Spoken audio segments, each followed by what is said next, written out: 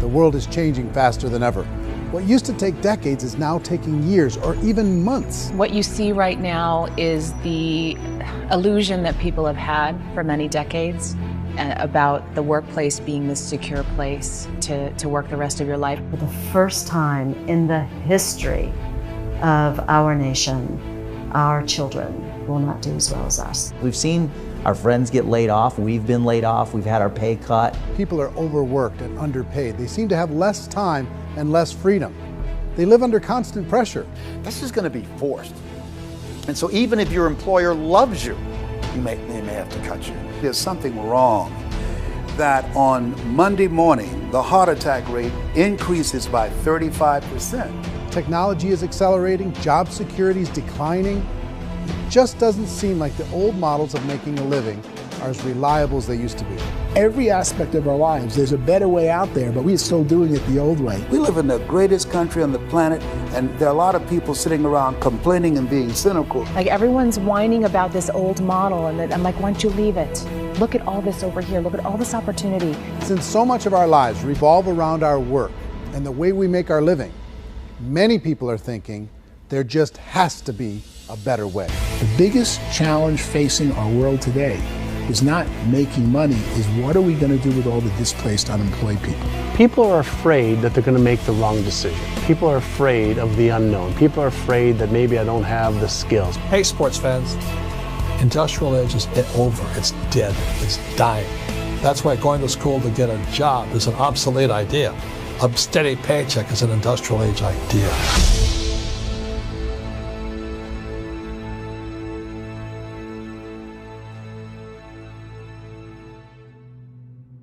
In our search for a better way to make a living, we've come to the conclusion that becoming an entrepreneur is actually safer than being an employee.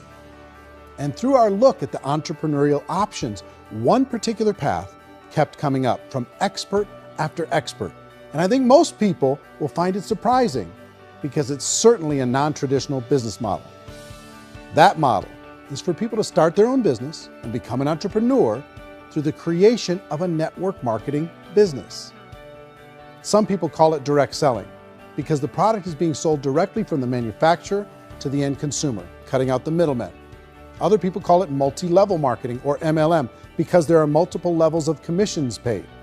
The most common term today is network marketing, because network marketing best describes using a large group of independent distributors, independent entrepreneurs, to move a product or service more efficiently. So my friend here, Donald Trump, and I, we always write about the network marketing industry. And the reason we support the network marketing industry is because it really is a business school for entrepreneurs. Because most people come out of school looking for a paycheck. Oh, that's terrible. I would go into network marketing like that. I think if it didn't exist, we should invent it. It is that good. I think direct selling is a great way to do business today. It's very easy to get into that industry, and you can be self-employed, be in effect an entrepreneur. When we see multi-billionaires adding network marketing companies to their portfolio of companies, that would be a clue. When we see people who are very famous authors and very famous business people endorsing the industry, that would be a clue. These network marketing companies aren't $50 million companies, they're billions and billions of dollars. They lead the stock market, they're major companies. When we're going to get it? You know, and you're going to school to work for a paycheck, but if you want to be rich, be an entrepreneur, and network marketing gives you the spirit to be an entrepreneur. A traditional company will spend up to 50% of their total revenue on marketing. Network marketing companies use a different approach. Instead of having all that extensive marketing expense, they utilize a network of independent distributors to do the marketing for them. Now, why do they do this? First, because word-of-mouth advertising is so much more effective today than traditional media advertising. Second, some products need to be explained or demonstrated, and an independent salesperson can do that more effectively than an ad campaign. Third, it's completely efficient. The company only pays for the marketing of their product if a sale happens and not before.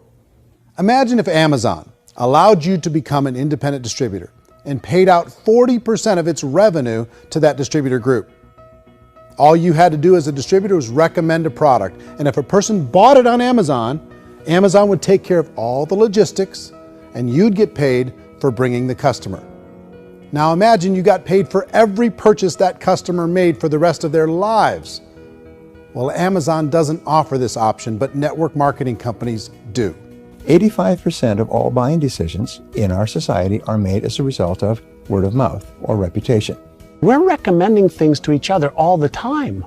You know, who's your dentist? Who's your doctor? Who's your lawyer? What detergent, are you using? What legal system are you using? What product are you using? We're talking to each other about the things that we love anyway. When you go into a big box retailer, you're lucky if the clerk looks you in the eye, much less gives you any detailed or accurate information about what you're purchasing.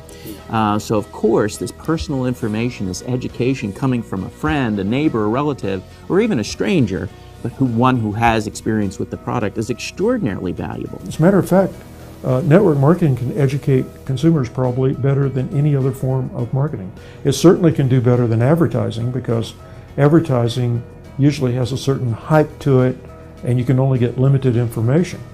So, network marketing trumps advertising. If you were a typical sales company and you wanted to sell $1 million a month worth of product, you might go find 100 superstar salespeople. The quota would be $10,000 a month. So network marketing as a distribution system just flips the numbers. So we use 10,000 happy, raving fans of a particular product, and we don't concern ourselves so much with how much product each one of them individually sells. If they sell just $100 or $200 a month, and there's 10,000 of them, you're selling $1 million to $2 million a month worth of product. And that's the best way I can explain how network marketing works. This is the marketing arm of the company. There's not money being wasted on bricks and mortar. There's not money being wasted on inventory that's sitting stagnant somewhere. There's not of employees standing around that don't have customers. These are people that are going to connect with customers. These companies allow people to become independent distributors for extremely low cost and with no minimum time or sales quota. Essentially, they own their own business and can provide as much or as little sales as they choose.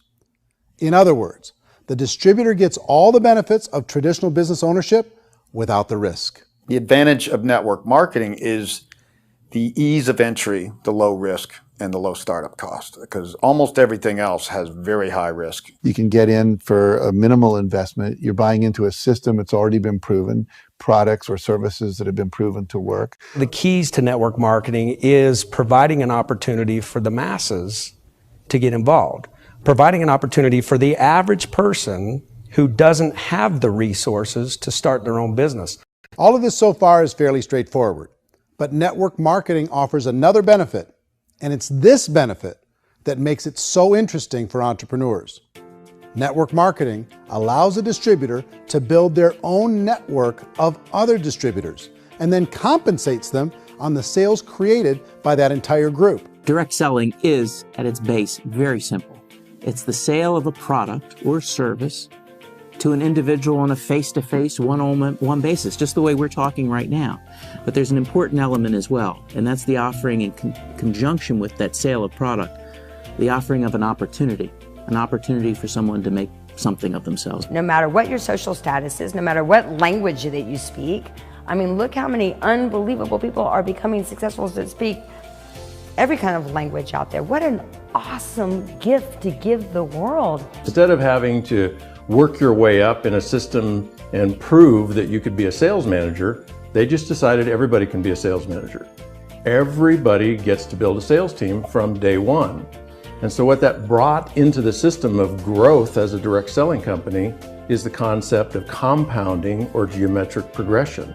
Because now you can actually grow sales force very quickly because everybody is enrolling people in their own sales force. People who are like, oh, this is weird, I'm building a sales team, or what do you think you do at a regular company? How do you think a regular company works? Network marketing is the only industry that doesn't say your past determines your future. It looks at your past and says, okay, now what can we train you to do so you can have a great future? Every other employer out there wants to exploit you for what you already know, not teach you something new. So I've taken a look at the network marketing profession and really tried to understand why so many people are confused as to the validity of this as a business. One is this pyramid shape, people get really messed up with this pyramid. Oh, it's one of those pyramid things. So I just think there are a lot of haters out there who really don't understand the industry and say, oh, it's a get-rich-quick scheme. It's a pyramid. Well, corporate America is a pyramid scheme. You know what I mean? It goes like this. You have thousands of MBAs, let's say working for Ford or General Motors or Coca-Cola. If all these MBAs, they're all trying to get to here, that's a pyramid. Only one guy's going to make it. Every 10 years, one's going to make it. Whereas you look at network marketing, it's like this. So you're here, and your job is to develop other CEOs coming up behind you. So it's an inverse pyramid. In network marketing, it's a very simple concept. If you sell product, you get paid. It is paid based on production. There is no first mover's advantage. There is no investment component where the more somebody spends, the more they're entitled to make. So the two are polar opposites of each other. It doesn't matter what shape the company is or the compensation plan is shaped, whether it's a circle or a pyramid or a triangle or a trapezoid, it doesn't matter. If compensation is coming primarily from recruitment, then you've got a problem. On the other hand, if an operation is basing their compensation to participants on the basis of sales, even when those sales are generated by people you've recruited, well, then you're a perfectly legitimate enterprise. That's the legal test, it's the practical test. The reality is in network marketing, there's a lot of hard work involved. There's a lot of effort. You're going to have to develop yourself. It's a business like anything else. It's going to take some time, but in my opinion, it's better. But I do have to tell you the catch to network marketing.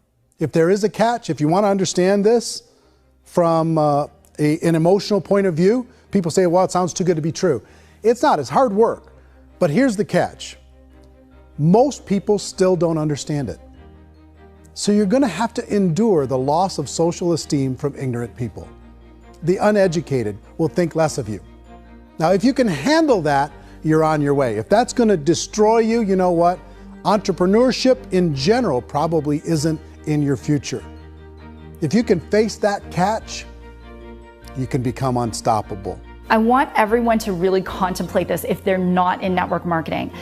You're in a job, you probably have a mortgage, you have rent, you have debt, whatever's going on. You're in a prison. You work just hard enough to keep them from firing you, and they pay you just enough to keep you from quitting. Come on! I've been there, done that, and bought that t-shirt. In network marketing, if you run into failure, it's really just a homework lesson for yourself. There's no one to blame. You really have no excuse not to be successful. You just don't.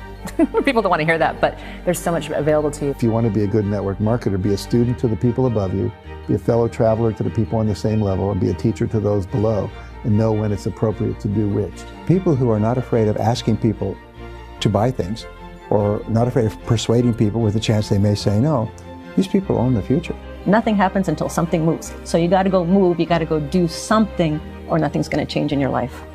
In the beginning, you're going to do a lot of things that you don't get paid for. But as you go down the road, you get paid for a lot of things that you don't do. And your job is rehabilitate the spirit, the entrepreneur spirit in all of us. You get it back.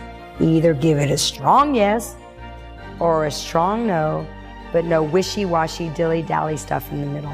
There's dreams and there are nightmares, but I believe that the biggest nightmare of all is when you don't pursue your dream. You're going to see some monumental growth in this profession. It's an exciting, exciting time to be involved with the network marketing profession. The next 10 years, I see just exponential growth. When that tipping point comes, it's not a matter of asking somebody, have you ever heard about network marketing? You're really asking them, which company are you building your wealth in? We are here to fix the world, to improve relationships with other people, to improve other lives. And the real reward comes as an entrepreneur in any level from teaching somebody something and watching them soar. There is no greater reward.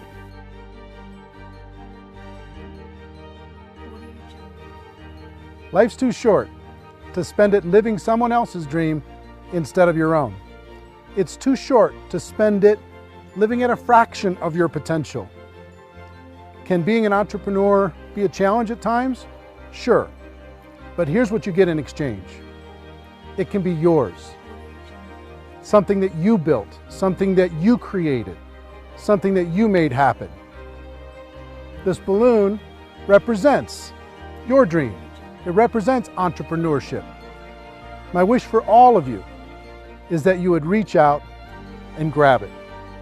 The choice is up to you.